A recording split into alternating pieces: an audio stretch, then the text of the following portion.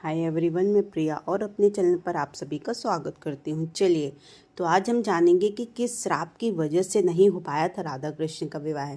सभी कोई राधे कृष्ण तो कहता है, बट विवाह क्यों नहीं हुआ था? क्या कोई श्राप मिला था? चलिए जानते हैं। देखिए, हिंदू धर्म में बहुत सारे देवी देवताओं को पूजा जाता है। श्री कृष्ण और देवी राधा को हिंदू धर्म में विशेष स्थान प्राप्त है। ऐसा कहा जाता है कि श्री कृष्ण भगवान विष्णु के ही अवतार थे, वही देवी राधा लक्ष्मी का स्वरूप थी। राधा और कृष्ण के अलौकिक प्रेम से जुड़ी कई कहानियाँ प्रचलित हैं। इन दोनों की प्रेम गाथा में कई फिल्में और टीवी सीरियल गढ़े थे।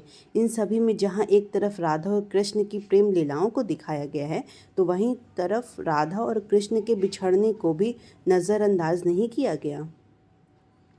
आजकल टीवी में एक और सीरियल प्रसारित हो रहा है, नाम है राधा कृष्ण। श्री कृष्ण और राधा की अनोखी प्रेम कहानी पर बने सीरियल को लोग काफ़ी पसंद कर रहे हैं। अब तक इस सीरियल में राधा और कृष्ण की प्रेम लीलाएं दिखाई गई हैं। देखिए, वास्तव में तो राधा कृष्ण की जुड़ी कथाओं में तो यही सुनने मिलता है कि राधा और कृष्ण एक दूसरे से कभी विवाह नहीं कर पाए। लेकिन देखिए, सब ये नहीं जानते हैं कि आखिर क्या वजह थी जो राधा और कृष्ण का विवाह नहीं हुआ। चलिए, तो भगवान श्री कृष्ण के परम भक्त श्री धामा जब उनके दर्शन के लिए गोलोक पहुंचते हैं, तो वे अपने आराध्य को पुकारते हैं। बहुत पुकारने पर उन्हें श्री कृष्ण के दर्शन नहीं होते। तब वे नारद जी के पास जाकर इसका कारण पूछते हैं। नारद जी उन्हें बताते हैं कि आप उनका अधूरा नाम ले रहे हैं। गोलोक में श्री कृष्ण से पहले आपको श्री कृष्ण प्रेमिका राधा रानी का नाम लेना होगा। श्री धामा को नारद मुनि की बात समझ नहीं आती है और वे किसी तरह से अपने आराध्य के दर्शन करते हैं। उन्हें भोग में माखन चढ़ाते हैं, मगर जब भी श्री धामा देखते हैं कि राधा उन्हें अपना जूठा माखन खिला रही हैं, तो उन्हें क्रोध आ जाता है।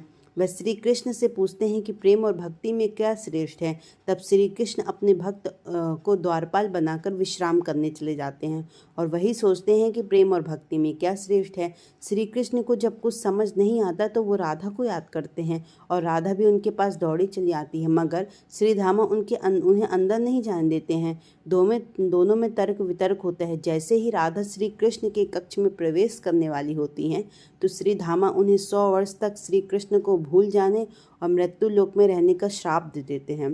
श्री धामा की श्राप के बाद राधा को पृथ्वी लोक जाना होता है। श्री कृष्ण भी अपनी राधा से मिलने के लिए पृथ्वी पर जन्म लेते हैं, मगर राधा को गोलोक का कुछ याद नहीं रहता है।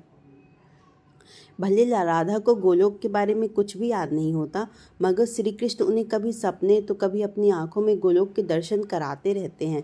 राधा को भी कृष्ण से प्रेम हो जाता है, मगर राधा के बाल सखा व महापंडित उग्रपद के पुत्र अयान को भी राधा से प्रेम होता है। वह राधा को हासिल करने के लिए श्री कृष्ण को मारने का प्रयास करता है।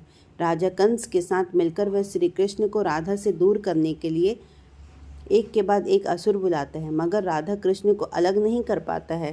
तभी एक घटना के दौरान राधा के पिता को अपने परम पित्र उग्रपद को वचन देना होता है। वह जीवन में एक बार उग्रपद की किसी एक मांग को जरूर पूरा करेंगे।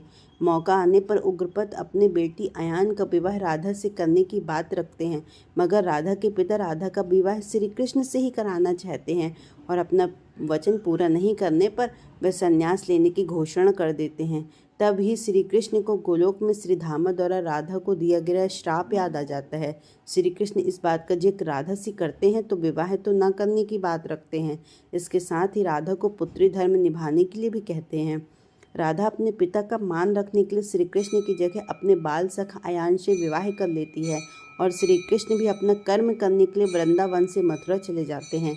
इस तरह राधा और कृष्ण भी एक दूसरे से विवाह नहीं कर पाते हैं। चलिए, आई होप आपको वीडियो पसंद आई होगी, और पसंद आई हो तो आप ज़्यादा से ज़्यादा लोगों तक शेयर करें और मेरे चैनल को सब्सक्राइब भी करें।